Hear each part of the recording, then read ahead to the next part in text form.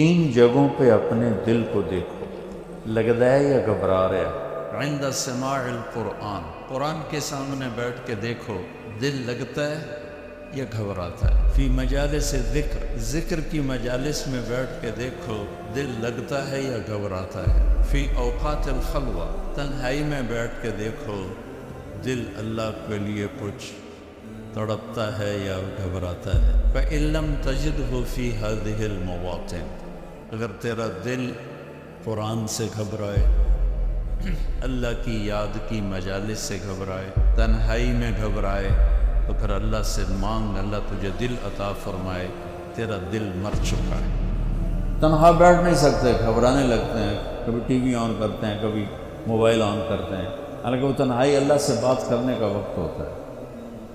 تو بھائیو، اس مردہ دل کے ساتھ کوئی مر گیا تو موت بڑی خوفناک چیز ہے، موت سے خوفناک کوئی چیز نہیں ہے۔ اور زندہ دل لے کر اگر موت آ گئی تو موت سے خوبصورت کوئی تحفہ نہیں، اس سے خوبصورت کوئی پیغام کوئی۔ بسم اللہ الرحمن الرحیم، الصلاۃ والسلام علی سیدنا و مولانا محمد وعلی آلہ واصحابہ اجمعین، اما بعد۔ میرے محترم بھائی اور دوستو، حضرت علی رضی اللہ تعالی عنہ کا فرمان ہے،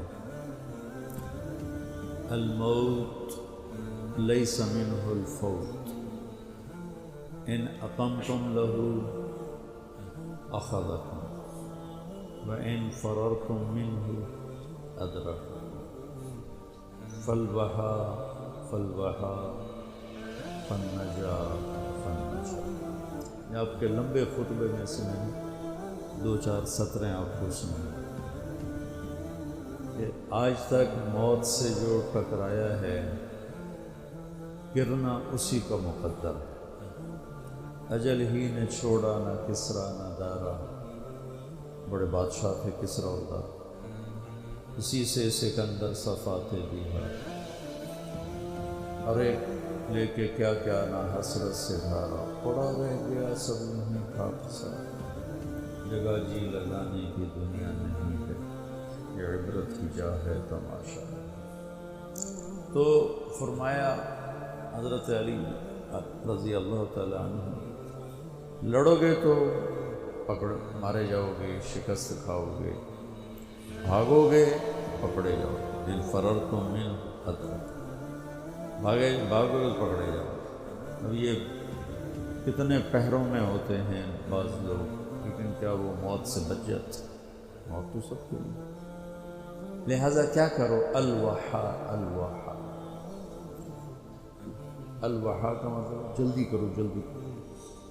کس چیز کی جلدی کرو؟ النجا النجا، اللہ کی بارگاہ میں پیش ہونا ہے، وہاں کامیاب ہونے کے لیے کچھ جلدی کی۔ اس جلدی میں کیا کرنا ہے؟ تو فرمایا احی قلبک بالموعظہ، دل کو زندہ رکھنا قرآن کے ذریعے سے۔ جیسے پانی سے گھاس پھول پھل زندہ ہو جاتے ہیں، روح سے ہم زندہ ہیں، تو فرمایا دلوں کی زندگی قرآن سے، قرآن سے دلوں کو زندہ رکھنا۔ ایک حدیث ساتھ یاد آ گئی، وہ اسی کے ساتھ ایڈ کر کے سناتا ہوں۔ اطلب قلبک عند ثلاثۃ مواطن، تین جگہوں پہ اپنے دل کو دیکھو، لگتا ہے یا گھبرا رہا ہے؟ عند سماع القرآن، قرآن کے سامنے بیٹھ کے دیکھو دل لگتا ہے یا گھبراتا ہے۔ فی مجالس ذکر، ذکر کی مجالس میں بیٹھ کے دیکھو دل لگتا ہے یا گھبراتا ہے۔ فی اوقات الخلوہ، تنہائی میں بیٹھ کے دیکھو دل اللہ کے لیے کچھ تڑپتا ہے یا گھبراتا ہے۔ فإن لم تجدہ فی ہذہ المواطن، اگر تیرا دل قرآن سے گھبرائے، اللہ کی یاد کی مجالس سے گھبرائے، تنہائی میں گھبرائے تو صلی اللہ ان یمن علیک بقلب فإنہ لا قلب لک، تو پھر اللہ سے مانگ اللہ تجھے دل عطا فرمائے، تیرا دل مر چکا ہے۔ دل کی 3 بڑی شریانیں ہوتی ہیں۔ مجھے سٹنٹ پڑا نا، وہ بھائی بھی ڈاکٹر ہے دل کا، تو کافی ساری معلومات اس کے ذریعے سے تھیں، پھر خود سٹنٹ پڑا اور ہو گیا۔ دل کو سپلائی دینے والی 3 بڑی شریانیں، تو وہ ایک بند ہو تو سٹنٹ ڈالتے ہیں، 2 بند ہو پھر بھی کوشش کرتے ہیں، 3 بند ہوں تو پھر آپریشن کرتے ہیں۔ اور یہ خون دل کو سپلائی دینے والی ہیں، یہ بند ہو جائیں تو موت ہے۔ تو وہ دل جو میرے نبی بتا رہے ہیں اس کی بھی 3 شریانیں، میں ابھی مجھے وہ مناسبت ایک دم ذہن میں آ گئی، پہلے نہیں تھی، کہ ہمارے ڈاکٹر بتاتے ہیں کہ دل کی مین سپلائی، ویسے تو بہت سی رگیں ہیں لیکن 3 بڑی رگیں۔ ادھر میں کیا حدیث سنا رہا ہوں کہ دل کے مردہ اور زندہ ہونے کی بھی 3 نشانیاں، یعنی وہ دل جو روحانیت والا ہے اس کے لیے بھی 3 پائپ لائن جا رہے ہیں، ایک قرآن ہے، ایک ذکر کی مجالس ہیں، اور ایک تنہائی میں اللہ کی یاد ہے۔ اگر تینوں بند ہیں تو دل مر چکا ہے، وہ چاہے بادشاہ ہے، چاہے RPO ہے، چاہے مولانا ہے۔ اور اگر تینوں زندہ ہیں تو یہ دل صحت مند ہے، نورانی ہے، اور اللہ کا محبوب ہے۔ ان اللہ لا ينظر الى صورکم ولا الى اموالکم، اللہ نہ تمہارے مال دیکھتا ہے، نہ تمہارے پیسے کو، نہ تمہاری شکل کو دیکھتا ہے، ولکن ينظر الى قلوبکم واعمالکم، اللہ تمہارے دل دیکھتا ہے اور تمہارے عمل دیکھتا ہے۔ تو ارشاد فرمایا اگر تیرا دل قرآن میں نہیں لگتا، کتنے لوگ ہیں زندگی بھر قرآن اٹھا کے بھی نہیں دیکھے، بس مردوں کے لیے رکھ دیا ہے، مولوی صاحب آ جائے ختم پڑھ چھڑے۔ محرم میں کوئی حافظ بٹھا دیتے ہیں قبروں پہ، جا کے سڑے پیو دی قبر سے قرآن پڑھتے ہیں۔ آپ قل واللہ پڑھن دی توفیق نہیں ہوتی تو حافظہ میں جا کے بھایا ہوتا۔ محرم میں جاتے ہیں نا، ایک رسم ہے، اچھی رسم، قبریں تازہ ہو جاتی ہیں، پھر بزرگوں کے لیے ایصال ثواب ہو جاتا ہے۔ تو کتنے لوگ ہیں سال ہر سال گزر جاتے ہیں، قرآن اٹھا کے نہیں دیکھتے، ایک رگ تو پوری بند ہوتی، اللہ کی یاد کی مجالس میں نہیں جاتے، دوسری رگ پوری بند ہوئی، تنہا بیٹھ نہیں سکتے، گھبرانے لگتے ہیں، کبھی ٹی وی آن کرتے ہیں، کبھی موبائل آن کرتے ہیں، حالانکہ وہ تنہائی اللہ سے بات کرنے کا وقت ہوتا ہے۔ تو بھائیو، اس مردہ دل کے ساتھ کوئی مر گیا تو موت بڑی خوفناک چیز ہے، موت سے خوفناک کوئی چیز نہیں ہے۔ اور زندہ دل لے کر اگر موت آ گئی تو موت سے خوبصورت کوئی تحفہ نہیں، اس سے خوبصورت کوئی پیغام کوئی۔ تو میں علی کی بات عرض کر رہا تھا، احی قلبک بالموعظہ، اس دل کو زندہ کرا کس سے؟ قرآن سے۔ اخبار بھی تو روزانہ پڑھتے ہیں ہم، کتنے ڈھیر لگے پڑے۔ تو میرا دل جو زندہ ہوگا وہ قرآن سے ہوگا، وَنَوِّرْهُ بِالْحِکْمَةِ، اور اسے روشن کر، وہ کس سے؟ کا نبی کی باتوں سے، نبوت کے تذکروں سے، نبوت والے اخلاق سے، نبوت نبی کی سیرت سے اس کو زندہ کر۔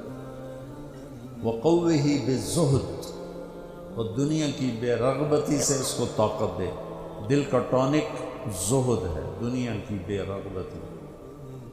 وَظَلِّلْهُ بِالْمَوْتِ، اس کی بھی لگام ہے، بے لگامہ ہو جائے تو تباہی پھیر دیں گے، اس کو لگام چڑھا موت کی یاد کی۔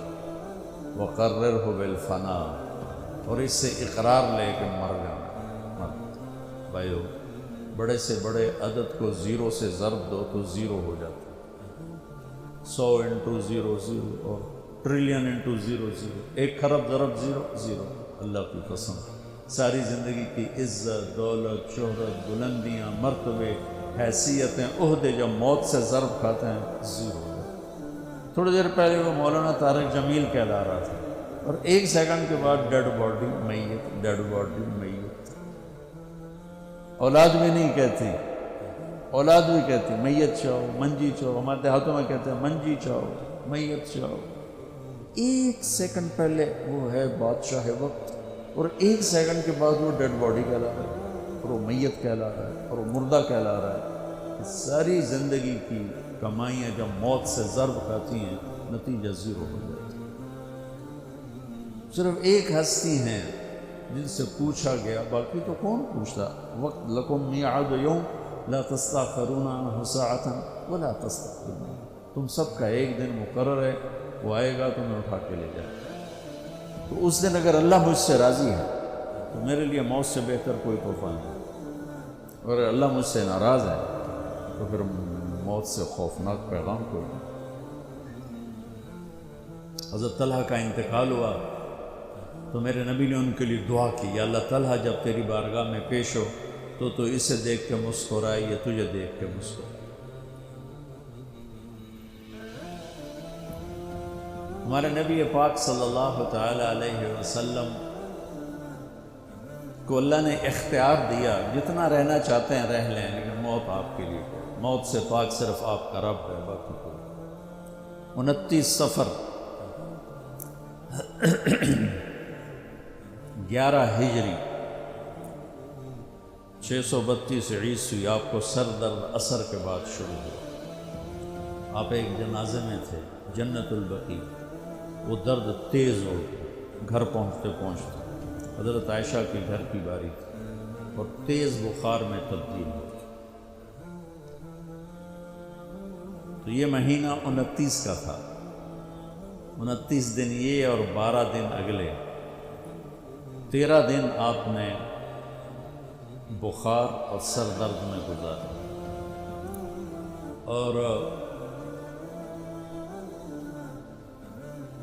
اسی بیماری میں جا کے نمازیں پڑھاتے تھے۔ آپ کے جانے میں 5 دن باقی تھے تو آپ کا بخار بہت تیز ہو، تو آپ نے فرمایا کہ مجھے 7 کنوؤں کا پانی لا کر غسل دو۔ تو 7 مشکاں وڈیاں وڈیاں بھر کے لے آندیاں صحابہ نے، الگ الگ کنواں تھے۔ تو حضرت عائشہ کے گھر میں ٹپ نہیں تھا، تو حضرت حفصہ کے گھر سے ٹپ منگوایا گیا۔ آپ تہمت باندھ کے اس میں بیٹھے اور ایک ایک مشک آپ پر ڈالتے گئے۔ اس سے پانی سے بخار کا زور ٹوٹ گیا، تو آپ نے پٹی باندھی سر درد کی وجہ سے، اور حضرت علی اور فضل بن عباس رضی اللہ عنہم علیہ السلام ان کے کندھوں پر ہاتھ رکھتے ہوئے آپ مسجد میں تشریف لائے۔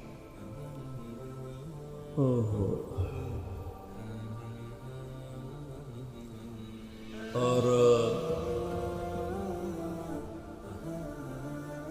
مسجد بھری ہوئی تھی۔ آپ نے ایک چھوٹا سا بیان دیا، وہ آپ کو سنانا چاہتا ہوں۔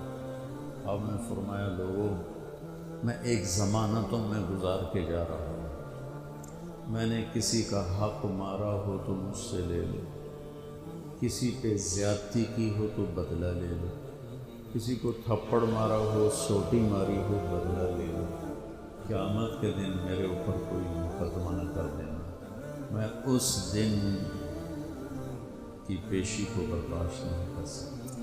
جن کے طفیل لوگوں کی پیشیاں معاف ہو جائیں، جن کی طفیل حساب شروع ہو، جن کی طفیل کروڑوں اربوں گناہ گار ان کو معافی ملے گی، وہ امت کو کیا پیغام دے کے جا رہے ہیں کہ جب میرے ذمے کوئی ہے تو ہون لے لو، اتھے نہ ہو گیا۔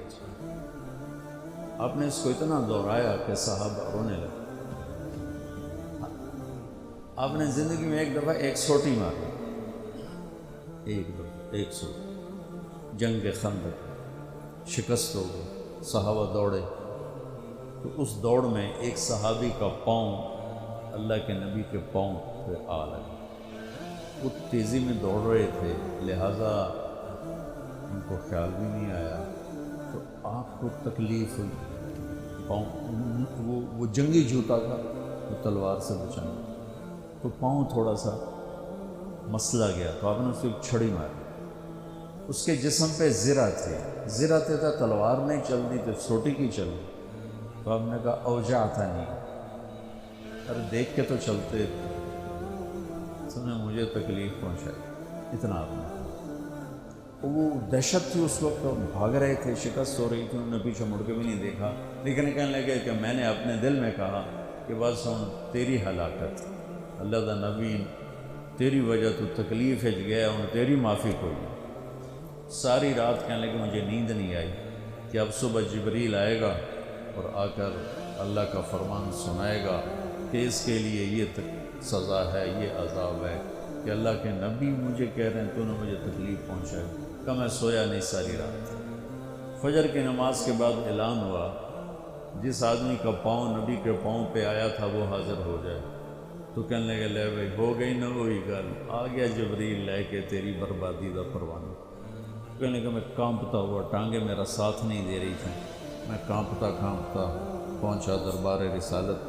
تو آپ مجھے دیکھ کے مسکرائے اور فرمایا میرے بھائی کل میں نے آپ کو سوٹی مار دی تھی، اس کی میں نے آپ سے معافی مانگنے کے لیے آپ کو بلایا کہ آپ مجھے معاف فرما دیں، اور اس کے بدلے میں یہ ایک چھوٹا سا ہدیہ آپ کو پیش کر رہا ہوں. آپ کو میں 60 اونٹنیاں گفٹ کرتا. این سوٹی ماری اور 60 اونٹنیاں.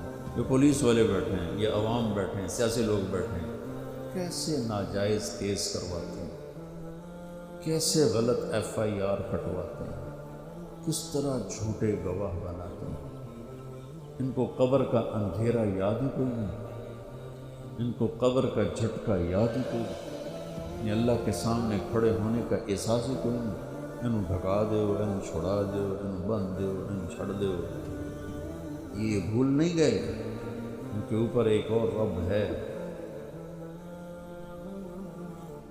جن کی طفیل جنت کا دروازہ کھلے، جن کی طفیل جہنم ٹھنڈی ہوگی پلسرا سے گزرتے ہوئے. وہ کہہ رہے ہیں میں نے آپ کو چھڑی ماری، معافی چاہتا، اور یہ 60 اونٹنیاں آپ کو میں گفٹ کروں. اور آپ فرما رہے ہیں بھائی بدلہ لینا جیتا لے لو. سارے رونے لگے، کوئی نہیں بولا. آپ نے اتر کے ظہر کی نماز پڑھائی، پھر ممبر پہ آ گیا، پھر اسی بات کو دہرایا. میں نے کسی کا حق مارا ہو، کسی کو تھپڑ مارا ہو، کسی کو سوٹی ماری ہو، کسی پر زیادتی کی ہو، یہ میری جان بھی حاضر ہے، میرا مال بھی حاضر. یہیں فیصلہ کرو میرے ساتھ، آگے نہ اٹھانا.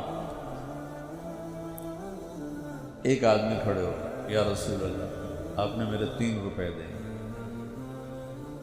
آپ نے فرمایا ضرور دینے ہوں گے پر مجھے یاد نہیں، ذرا یاد تو کرو. کہ یا رسول اللہ آپ کے پاس سائل آیا تھا تو آپ کبھی سائل کو لوٹاتے نہیں تھے کہ نہیں میرے کو لہین کوئی. یہاں تک کہتے تھے وہ فلاں دکاندار سے جا کے ادھار لے لے، جب میرے پاس آئیں گے میں تیرا ادھار چکا دوں. خالی نہیں بھیجتے تھے. تو کہنے لگے یا رسول اللہ سائل آیا تھا آپ کے پاس تھے نہیں، آپ نے مجھ سے پوچھا تیرے پاس کچھ ہیں؟ تو میرے پاس 3 درہم تھے. تو آپ نے کہا اس کو دے دے، میں تمہیں دے دوں. ہم نے کہا ہاں یاد آ. تو پھر آپ کے گھر میں تو ایک چھٹانک تیل نہیں تھا کہ ڈیوا بال جائے. تو آپ نے فرمایا اپنے چچا زاد فضل بن عباس، فضل تو میرا یہ قرضہ ذمہ لیتا ہے. تو ایک عجیب بات بتاؤں، عام مقروض کا جنازہ نہیں پڑھاتے تھے. جس کے سر پہ قرضہ ہوتا تھا اس کا جنازہ نہیں پڑھاتے تھے. ساری زندگی خود قرضہ لیا، لیکن قرض لینے دینے میں انسان سے جو پھر بے اصولیاں ہوتی ہیں اس میں جو نفرتیں پیدا ہوتی ہیں. اب دیکھتے نہیں ہو یہ فیصل آباد کے بازاروں میں روزانہ تاجر کیسے گریبان پکڑ کے ماں بہن کی گالیاں دے رہے ہیں. میں ان تاجروں سے کہتا ہوں یا ادھار دینا بند کرو یا گالیاں دینا بند کرو. کیوں کسی کی بیٹی کی عزت کو اچھالتے ہو؟ 1,00,000 2 لاکھ کے پیچھے نہ کسی کی ماں چھوڑتے ہو نہ بہن چھوڑتے ہو. لعنت ہے تمہاری تجارت جو تمہیں انسانیت سے نکال کر جانور بنا، درندہ بنا. اگر نہیں حوصلہ مت بیچو ادھار، اور اگر بیچا ہے تو پھر صبر کرو. ایک حدیث سناتا ہوں، یاد آ میرے نبی نے فرمایا بنی اسرائیل کا ایک آدمی اللہ کی بارگاہ میں پیش ہو مر کے. اللہ نے پوچھا کی لے آندہ ہی کہنے لگا ویلا کوئی شک کوئی نماز روزہ کوئی حج کوئی تسبیح ذکر کوئی نہیں. اللہ نے فرمایا یاد کر کوئی نیکی ہے تیرے کو. پھر کہنے لگا یا اللہ خالی کچھ نہیں. اللہ نے تیسری دفعہ فرمایا کوئی نیکی تو یاد کر. تو کہنے لگا یا اللہ ایک یاد آئی ہے. میں تاجر تھا بڑا یہ جو تھوک کے ہوتے ہیں ہول سیلر, تو میں مال اٹھواتا تھا. جو لوگ پیمنٹ دینے میں تنگ کرتے تھے میں انہیں تنگ نہیں کرتا تھا. میں نے نوکروں سے کہا ہوا تھا جب دے دے لے لے. اور جو دینے کے قابل نہیں رہتے تھے یہاں تو ان کے گھروں پہ قبضے ہو جاتے ہیں, جو دینے کے قابل نہیں رہتے تھے ان کو میں معاف کر دیتا تھا. ہے جو تو آنکھیں کوئی نیکی ہے. تو میرے اللہ نے فرمایا, میرے نبی نے فرمایا, میرے اللہ نے فرمایا تو نے تو میرے بندوں کو بڑا سکھ پہنچایا, آج میں تینوں سکھ ہی کرنا. یا مفت جنت یا مفت جنت. بھائی وہ حقوق کا معاملہ بہت سخت ہے, بہت سخت. تو میرے نبی جیسی پاک ہستی حقوق کے بارے میں کہہ رہے ہیں بھائی کوئی بدلہ لینا جائے اتھی لے. حضرت غزیہ رضی اللہ تعالیٰ عنہ بدر کی جنگ میں صفیں سیدھی ہو رہی تھی, تو وہ ان کا ذرا پیٹ بڑا تھا تو وہ باہر نکلے ہوئے تھے. تو آپ نے ان کے پیٹ پہ تیر ایسے مار. غزیہ پیچھے ہٹو. کہنے لگے یا رسول اللہ آپ نے مجھے نوک چپ ہوئی تیر کی, مجھے درد ہوا ہے. آپ نے کہا تو معافی دے دو. کہا نہیں بدلہ لوں بدلہ لوں. ان کا لے لے بدلہ. کہا لے لے بدلہ. کہا نہیں آپ یہ کرتا اٹھائیں, آپ نے میرے ننگے پیٹ پہ تیر مارا ہے, تیر چبھویا, میں ننگے پیٹ پہ تیر چبھوں.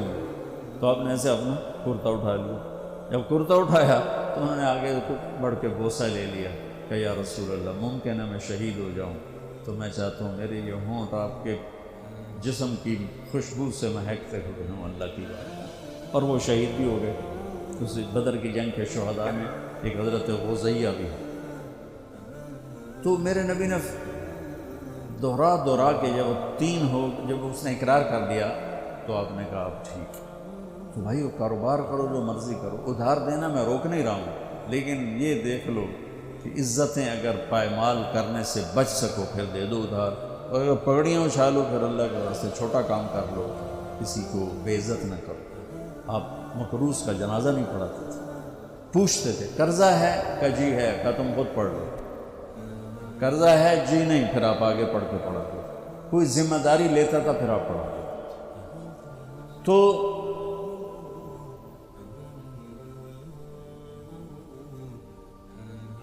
صحابہ حاضر خدمت ہوئے, یا رسول اللہ لگتا ہے جانے کا وقت قریب ہے. تو آپ رونے لگے. آپ نے کہا میں تمہیں اللہ کے سپرد کرتا ہوں, اللہ تمہارا ساتھی اور حامی اور ناصر ہے. جمعرات کا دن عشاء کی نماز آپ پڑھانے کے لیے اٹھے اور غش آیا اور دوبارہ لیٹ گئے. تو پھر تھوڑی دیر کے بعد آپ کو دوبارہ ہوش آیا تو آپ نے فرمایا عشاء کی نماز ہو گئی؟ کہ جی نہیں, آپ کا انتظار ہے. تو آپ اٹھنے لگے, پھر اٹھ نہیں سکے, پھر لیٹ گئے. پھر تیسری دفعہ آپ اٹھے, عشاء کی نماز ہو گئی, کہ جی آپ کا انتظار ہے. تو آپ پھر اٹھنا چاہا, نہیں اٹھ سکے, تو آپ نے فرمایا ابو بکر سے کہو عشاء کی نماز پڑھو. تو ابو بکر ذرا پیچھے کھڑے تھے, عمر آگے کھڑے تھے.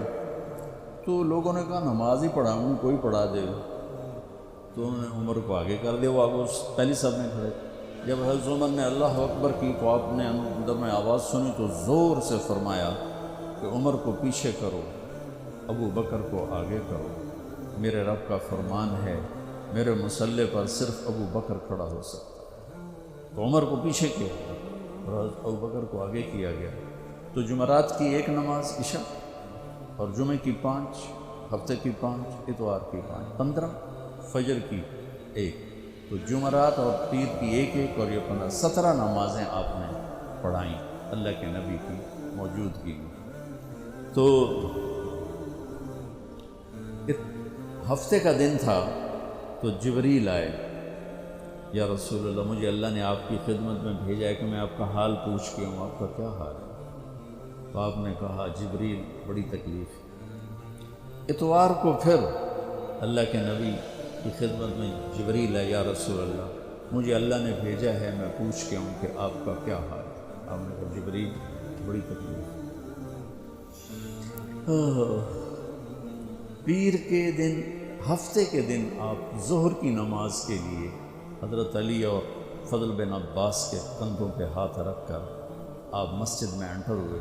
ابو بکر نماز پڑھا رہے تھے، آپ نے یہاں سے محسوس کیا کہ اللہ کے نبی انٹر ہو رہے ہیں، تو وہ پیچھے ہٹنے لگے، تو آپ نے ایسے ہاتھ کا اشارہ کر کے روکا اور ان کی لیفٹ سائڈ بیٹھ کر آپ نے 4 رکعت نماز ظہری عصر ادا فرمائی۔ یہ آپ کی آخری ملاقات تھی اپنی امت کے ساتھ۔ اس کے بعد آپ اللہ کی خدمت کے پاس حاضر ہو گئے۔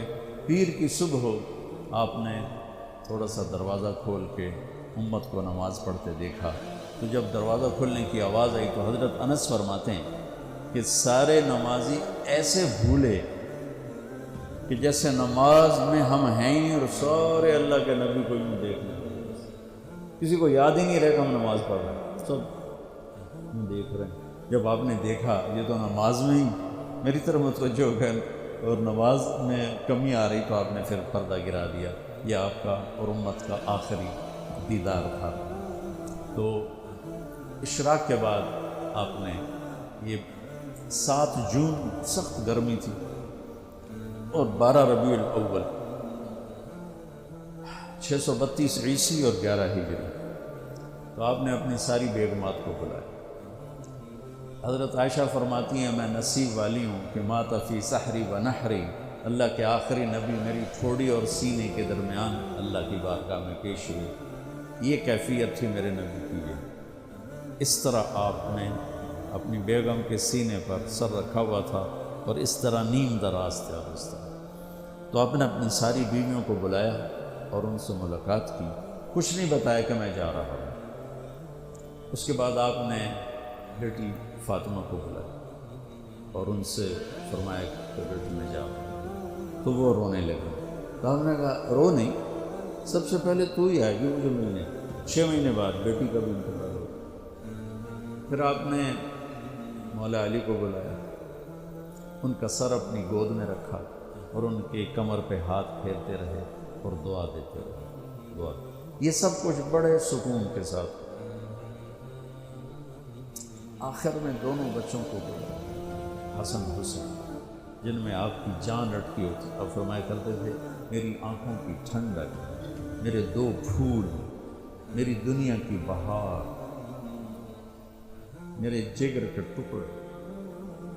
ایک دفعہ آپ نماز پڑھ رہے تھے، آپ نے نماز لمبی کر دی، سجدہ لمبا کر، صحابہ سمجھے کہ آپ فوت ہو گئے، اتنا لمبا سجدہ۔ تو پہلی صف والے عبداللہ بن مسعود فرماتے میں نے سر اٹھا کے دیکھا تو دونوں بھائی آپ کی کمر پہ چڑھے ہوئے اور آپ نے سجدہ لمبا کیا۔ ہمارے بچے ہمارے چڑھتے کمر پر 2 لتر بھی مار دیتے نا پیچھے، میرے نبی نے لمبا سجدہ۔ تو عبداللہ بن مسعود آگے بڑھ کر ان کو اتارنے لگے، ویسے ہی سجدے سے تھوڑا سا اوپر اٹھا۔ تو جب آپ نے دیکھا ادھر سے بغلوں سے آپ کو ہاتھ نظر آیا، تو یہ مجھے دیکھو، آپ نے یوں کیا، یا اس طرف سے یوں کیا کہ نہیں ایسے یہ نہیں کرتے۔ دونوں بھائی اوپر بیٹھ کے کھیلتے رہے اور میرے نبی سجدے میں پڑے رہے۔ جب وہ خود اترے پھر آپ نے سجدے سے سر اٹھایا اور سلام پھیرتے ہی ان دونوں کو گود میں لے کے فرمایا کہ ابی ہما و امی لا توتوہما، میرے ماں باپ ان پر قربان، انہیں کچھ نہ کہا۔ تو آگے آپ دیکھ رہے تھے کہ کیا کچھ ہونے والا ہے، ایک کا سر کٹ کے نیزے پہ جائے گا، ایک زہر میں تڑپ تڑپ کے جانے گا، انہیں کچھ نہ کہا۔ یہ میرے پھول ہیں، یہ میری بہار ہیں، جو ان سے پیار کرے گا اللہ ان سے پیار کرے گا، جو ان سے بغض رکھے گا اللہ ان سے بغض رکھے گا۔ اللہ میں ان سے محبت کرتا ہوں، تو بھی ان سے محبت کر، جو ان سے دشمنی رکھے تو ان سے دشمنی رکھ، جو ان سے پیار کرے تو ان سے پیار کر۔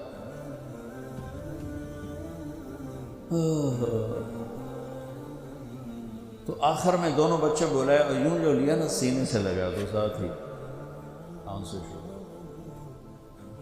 وہ سارا منظر آگے کھل گیا تو بے ساختہ آنسو۔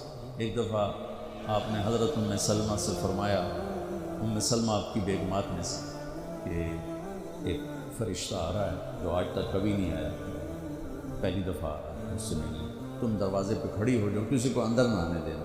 وہ کھڑی ہو گئی، تھوڑی دیر میں کہیں سے امام حسین آگے کھیلتے ہوئے، وہ اندر جانے لگے، انہوں نے روک لیا، روکا تو وہ رونے لگے، روئے تو انہوں نے چھوڑ دیا۔ تھوڑی دیر کے بعد اندر سے زور زور سے رونے کی آواز آئی، اللہ کے نبی کی، تڑپ تڑپ کے رونے کی آواز۔ اندر گئی تو کیا دیکھا کہ آپ نے حسین کو یوں سینے سے لگایا ہوا تھا زور سے، اور یہ آپ کی کیفیت تھی، ہل ہل کے رو رہے اس طرح، پوری باڈی آپ کی غم کی وجہ سے ایسے کانپ رہی، شیورنگ کی ایسے۔ تو حضرت ام سلمہ نے پوچھا، یا رسول اللہ میرے ماں باپ قربان، کیوں رو رہے، کیا ہوا؟ کہا یہ فرشتہ میرے پاس کھڑا ہے، مجھے کہہ رہا ہے آپ کو اس سے بہت پیار ہے۔ میں کہہ رہا ہوں ہاں۔ مجھے کہہ رہا ہے آپ کی امت ہی اس کو ذبح کر دیتی، اور مجھے وہ مٹی دکھائی ہے جس میں اس کا خون گرے۔ تو وہ ان دونوں کو گلے سے جو لگایا نا تو وہ بے ساختہ آنسو، پھر ان کو بھی رخصت فرمایا۔ بس ان کے جانے کے تھوڑی دیر بعد جبریل آ کے کھڑے ہو گئے، آپ نے فرمایا کیا بات؟ کہنے لگے جی باہر ملک الموت کھڑا ہے، اندر آنے کی اجازت چاہتا۔ آپ نے کہا آ جاؤ۔ اس نے اندر آ کر کہا السلام علیکم یا رسول اللہ۔ پھر کہنے لگا یا رسول اللہ آپ پہلی ہستی ہیں جنہیں میں سلام کر رہا ہوں، میں نے کبھی کسی کو سلام نہیں۔ پھر کہنے لگا یا رسول اللہ آپ پہلی ہستی ہیں جن کے بارے میں اللہ نے فرمایا پوچھ کے اندر جانا، ایویں نہ بڑھ جانا، اجازت ملے تو جانا ورنہ واپس آئے۔ یا رسول اللہ آپ پہلی ہستی ہیں اللہ نے فرمایا آنا چاہیں تو لے آنا۔ کیا دربار، کیا مقام، موت بھی اجازت مانگ لی اور رہنا چاہیں تو چھوڑ کے آ جائیں۔ عیش معاشق میرے محبوب، آپ جتنا زندہ رہنا چاہتے ہیں آپ کو اجازت ہے، تھوڑے واسطے 63 سال کی کوئی قید کوئی نہیں، تھوڑی اپنی مرضی۔ تو آپ نے پوچھا اگر میں تمہیں اجازت دے دوں تو میری جان بھی نکالوں؟ تو اللہ کا امر ہے، میری کیڑی اوقات ہے۔ تو آپ نے جبریل کو دیکھا، اب ذرا میری آنکھوں کو دیکھو، تو آپ نے یوں کیا، یہ بھی سوال ہوتا کی صلاح ہے کہ بجائے منہ کے آدمی یہاں سے سوال کرتا، آنکھیں بہت کچھ کہہ دیتی ہیں، بہت کچھ سنا دیتی ہیں۔ تو آپ نے یوں کیا، تو وہ سمجھ گئے کہ اللہ کے نبی کہہ رہے ہیں تیری کی صلاح ہے۔ تو آپ نے انہوں نے عرض کہ ان ربک الیک لمشتاق، یا رسول اللہ آپ کی ملاقات کے شوق میں بیٹھے، بڑے شوق میں ہے اللہ آپ کی ملاقات۔ بھائیو مانگا کرو یا اللہ وہ موت دے کہ تو ہماری موت ہماری ملاقات کے شوق میں ہمیں مردود نہ کر دے، بلکہ ہمارے لیے اپنی رضا کے دروازے کھول دے۔ اب سنو ایک بات، آپ نے فرمایا جبریل واپس جاؤ، اللہ سے پوچھ کے آؤ میرے بعد میری امت کے ساتھ کیا کرے۔ حسن حسین کو دیکھ لیا ہے کیا ہونے والا ہے، ان کے لیے کچھ بھی نہیں مانگا، ان کو قربانی بنا دیا، اپنی اولاد کو قربانی بنا دیا، ان کو ذبح ہونے کے لیے چھوڑ دیا۔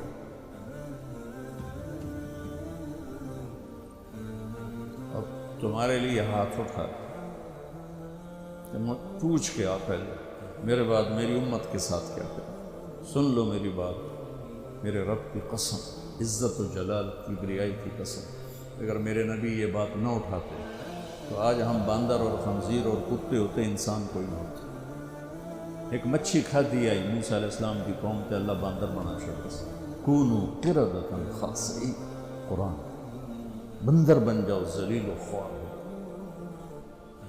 پابندی کیا تھی؟ ہفتے میں مچھی نہ کھاؤ، سود کے کاروبار کرنا، سودی قرضے دینا، ماں باپ کی نافرمانی کرنا، شراب کے اڈے چلانا، زنا کے اڈے چلانا، جھوٹے مقدمے کرانا، جھوٹی گواہیاں دینا، ناجائز قتل کرنا، یہ وہ گناہ ہے کہ ہم کب کے کتے بلے بن چکے ہیں۔ یہ تو اس کملی والے کو دعا دو جو اولاد کو چھوڑ دیا تقدیر پر اور تمہارے لیے جولی پھیلا دیا۔ کیا کرو گے میری امت کے ساتھ؟ یہ دنیا کی بات ہے، آخرت کی سن۔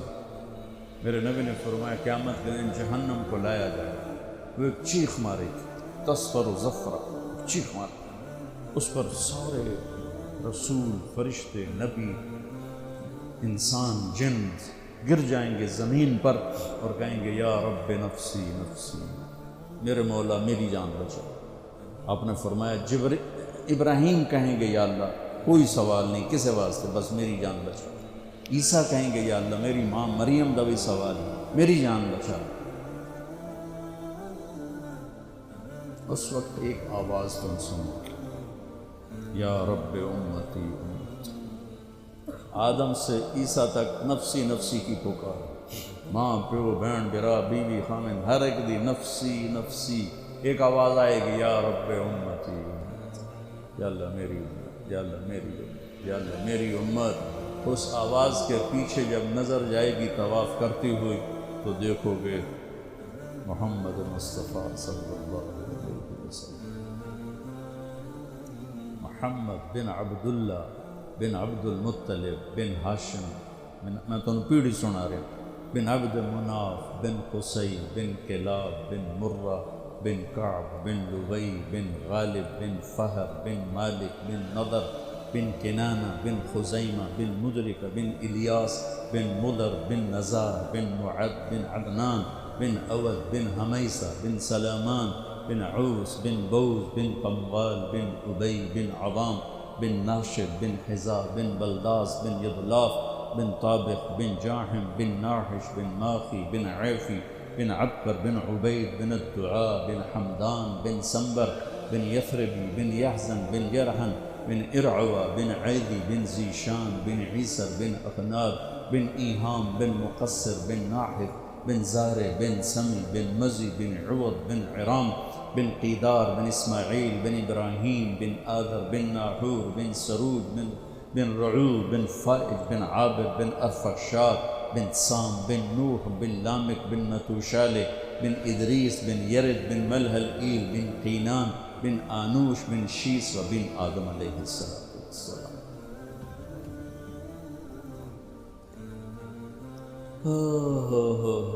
وہ نبیوں میں رحمت لقب پانے مرادیں غریبوں کی بدلانے والا، ساری دنیا نفسی نفسی نفسی نفسی، آپ کہہ رہے ہیں امتی امتی امتی امتی، یا اللہ میری امت، یا اللہ میری امت، دنیا میں بھی اور آخرت میں۔ جاؤ اللہ سے پوچھ کے آؤ کیا کرو گے میری امت کے ساتھ؟ میرے رب کی قسم آج ہم انسان ہیں تو اس کی تو ہے۔ جبریل واپس آئے، پیغام لائے، یا رسول اللہ، اللہ فرما رہے ہیں ہم آپ کی امت کو تنہا نہیں چھوڑیں۔ آپ نے کہا الآن قرۃ عین، واہ یا رسول اللہ قربان۔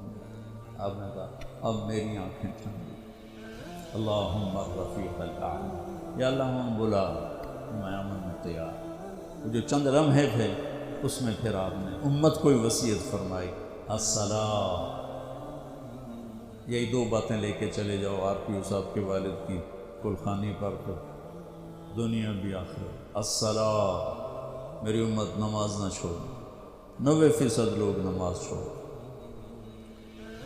وما ملکت ایمانکم، اپنے نوکر، ملازم، غریب، ان پہ ترس کھانا، فرعون نہ بننا۔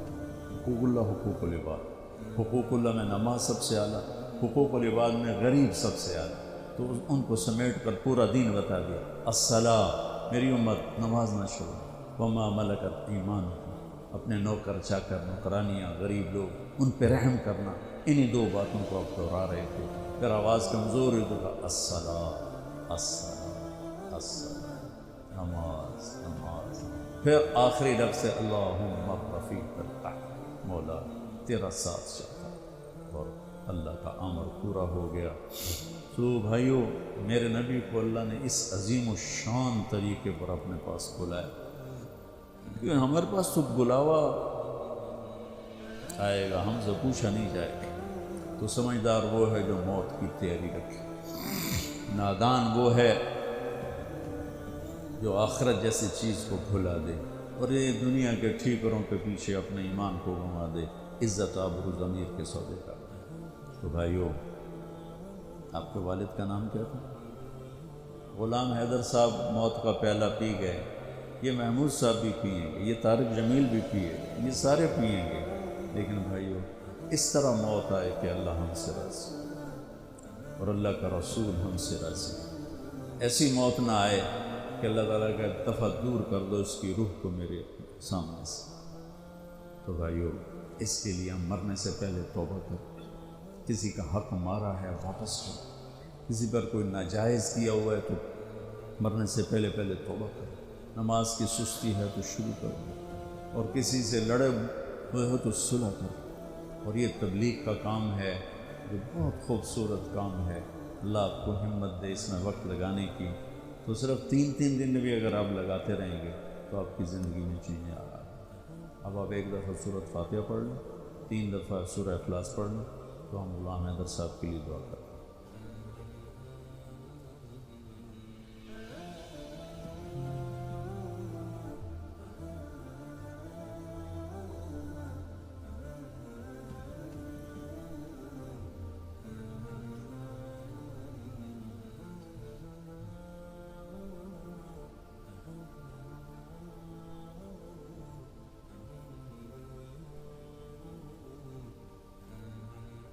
درود شریف پڑھ لیں۔ اللہم لک الحمد کما انت اہلہ، صلی علی محمد کما انت اہلہ، وفعل بنا ما انت اہلہ، انک اہل التقوی و اہل المغفرہ۔ اللہم اغفر لہ وارحمہ وتجاوز عنہ وابدلہ دارا خیرا من دارہ ومالا خیرا من مالہ واہلا خیرا من اہلہ، ونقہ من الخطایا کما ینقى الثوب الابیض من الدنس، وباعد بينه وبين خطاياه كما باعدت بين المشرق والمغرب، اللهم اغسله بالماء والثلج والبرد، اللهم اغفر له ما تقدم من ذنبه وما تأخر وما أسر وما أعلن وما أنت أعلم به منه۔ یا اللہ، تیرا بندہ غلام حیدر تیری بارگاہ میں پہنچ گیا ہے، ان کے درجات کو بلند فرما، ان کی بخشش فرما، ان کی قبر کو ٹھنڈا فرما، ان کی قبر کو روشن فرما، جنت کا یا اللہ دروازہ اس میں کھول دو، جنت کا باغ اسے بنا، قبر کی تنگیوں کو دور فرما، قبر کے اندھیروں کو دور فرما، قبر کی وحشت کو کیڑوں کو دور فرما، اعلیٰ علیین میں ان کو جگہ عطا فرما، مقربین کے ساتھ ان کا جوڑ فرما۔ یا اللہ، یہ ہم نے ان کے لیے جو پڑھا ہے یا جو کچھ پڑھوایا گیا اور میرے سامنے ہے، اس سب کا ثواب تو ان کی روح کو پہنچا، اور اب اتنے لوگوں نے ان کے لیے پہلے جنازے میں ہاتھ اٹھائے، آپ اس میں ہاتھ اٹھا رہے ہیں۔ یا اللہ، ہمارے اٹھے ہوئے ہاتھ ان کی بخشش کے لیے قبول فرما، اور تمام اہل ایمان جو مر چکے ہیں، مرد عورت، ان کی بخشش کے لیے ہمارے ہاتھ کو اٹھے ہوئے قبول فرما۔ اور میرے مولا، جب ہمارے جانے کا وقت آئے تو ہمیں بھی ایمان والی موت دے، سلامتی، صحت، عافیت والی موت دے، اپنی رضا والی موت دے۔ یا اللہ، مرنے سے پہلے ہم سب کو تو سچی توبہ کی توفیق دے، میرے ملک کو جھوٹ سے پاک کر دے، رشوت سے پاک کر دے، ظلم و ستم سے پاک کر دے، دھوکے فراڈ سے پاک کر دے، نفاق سے، بغض سے، حسد سے پاک کر دے، کھوٹ سے، ملاوٹ سے پاک کر دے، ہماری عدالتوں کو انصاف دینے کی توفیق دے، ہمارے حکمرانوں کو رحم دل فرما دے، ہمارے تمام دفاتر میں کام کرنے والے افسران، ماتحتوں کو دیانتداری نصیب فرما، امانت نصیب فرما، سچائی نصیب فرما، ہمارے دفاتر کو ظلم سے پاک فرما، ہمارے بازاروں کو، گھروں کو ظلم سے پاک فرما، ہمارے پورے دیس کو جنت کا گہوارہ بنا۔ یا اللہ، ہم آخر میں پھر تیرے بندے غلام حیدر کے لیے دعا کرتے ہیں، ان کے درجات کو بلند فرما، ان کی اولاد کو ان کے لیے صدقہ جاریہ فرما، انہیں تو دنیا کی بھی خیر نصیب فرما اور آخرت کی بھی خیر نصیب فرما، ان کی اولاد کو دنیا کے شر سے بھی بچا اور آخرت کے شر سے بچائے۔ صلی اللہ علیہ وسلم۔